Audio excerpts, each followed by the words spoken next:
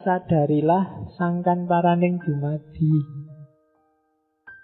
Hakikat hidup ini dari mana dan mau kemana. Itu namanya sangkan paraning dumadi. Keberadaan manusia di dunia ini. Dunia ini namanya alam madya. Sebelum kita hidup sekarang ada alam purwa. Hidup yang akan datang namanya alam wusono. Jadi roh kita itu sebenarnya menempuh perjalanan yang sangat panjang. Hari ini kita ada di level perjalanan fase tengah-tengah. Karena sebelumnya ada, sesudah nanti ada. Maka di Jawa dikenal urip iku koyok wong mampir ngombe. Sekedar mampir sebentar terus melanjutkan perjalanan lagi. Jadi kayak kalian pulang kampung di tengah jalan mampir di warung. Nah itulah dunia. Jadi berarti dunia ini bukan asalmu juga bukan tujuanmu. Jangan sampai kamu menjadikan dunia saat ini sebagai tujuan. Karena begitu kamu jadikan tujuan, kamu sedang keluar dari jalur sangkan paraning dumadi. Innalillahi wa inna ilaihi roji'un. Itu kan dari Allah dan untuk Allah. Kita akan kembali ke sana. Jadi modelnya melingkar. Itu yang disebut sangkan paraning dumadi. Kita dari Allah dan akan kembali ke Allah. Jangan sampai kita nyeleweng, kita ngambil jalur yang nanti tidak nyampe ke sana. Jadi perjalanan kita menuju ke sana hanya mampir ngombe, minum sebentar terus melanjutkan perjalanan lagi. Maka jangan terlalu diambil hati dunia ini. Katanya orang-orang kejawen, ya dunia biarkan jalan apa adanya, ambil secukupnya untuk bekalmu.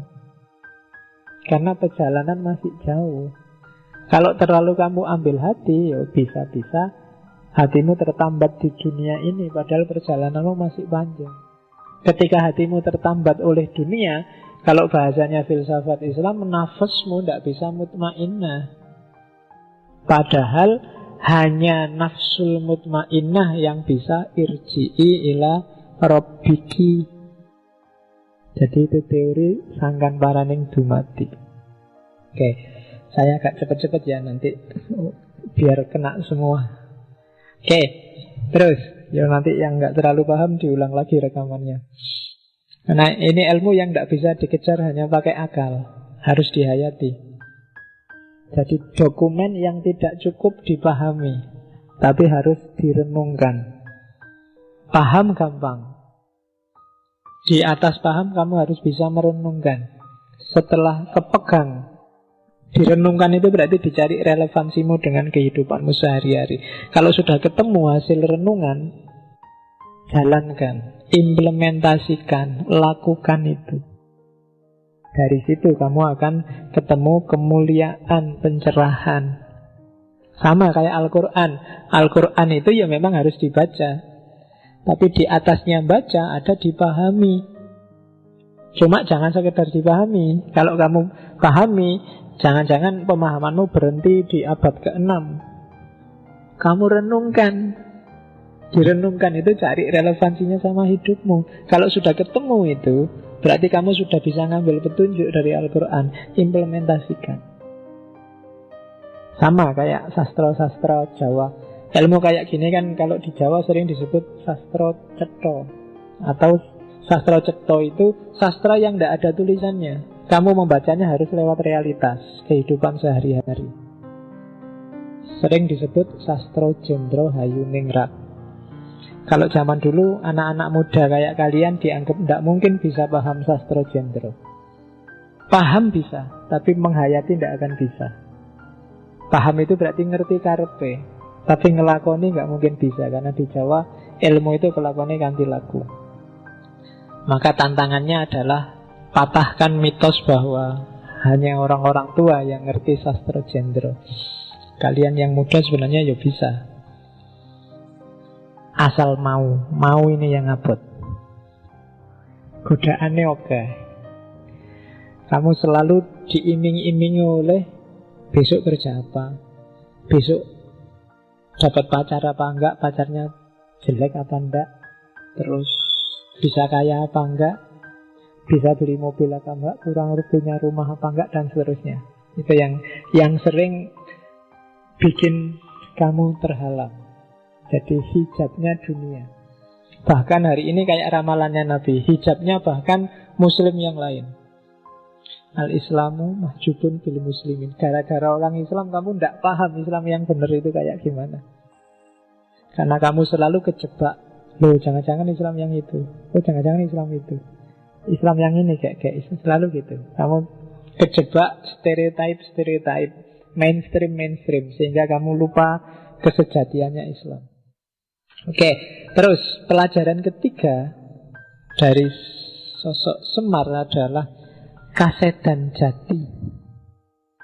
Ini dari akar kata sedo. Sedo itu mati. Makanya ada hadis kafa bil mauti wa idhon, cukup dengan kematian sebagai nasihat.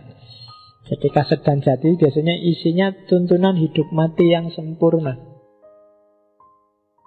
Konsep kalau di sufi kasedan jati itu setara dengan fana fillah. Fana fillah itu lenyapkan egomu, ganti dengan Allah. Lenyapkan dirimu, ganti dengan Allah. Lenyapkan keinginanmu, ganti dengan keinginannya Allah. Nah, itu fana fillah. Kalau orang Jawa untuk mencapai fana fillah itu tidak sekedar jangan melakukan perbuatan jelek, perbuatan berdosa, tapi juga jangan melakukan perbuatan yang tidak pantas. Namanya perbuatan orailok, atau perbuatan yang akibatnya negatif. Kadang disebut kualat. Jadi tidak pantas itu tidak ilok. Misalnya kalau sama orang tua ngomongnya harus sopan lo ya. Seperti apapun kondisi orang tua, sesalah apapun mungkin orang tua, tidak ilok kalau ngomong gak sopan. Gak ilok itu tidak pantas. Jadi levelnya lebih tinggi daripada baik buruk atau benar salah. Namanya ndak ilok. Ada lagi kualat. Jadi kualat itu kalau di Hindu bisa kamu sandingkan sama hukum karma. Hati-hati. Mungkin ndak haram, mungkin boleh saja sama masyarakat. Tapi kalau menyakiti orang, nyusai orang, jangan-jangan nanti balik lagi kualat. Mungkin benar kamu menyesatkan, mengkafirkan dia. Cuma kalau dia hatinya sakit, dan sakit hatinya itu berdampak negatif, balik pada kamu yang menyakiti. Karena dosanya orang tersakiti kan makbul. Jangan-jangan kamu kualat.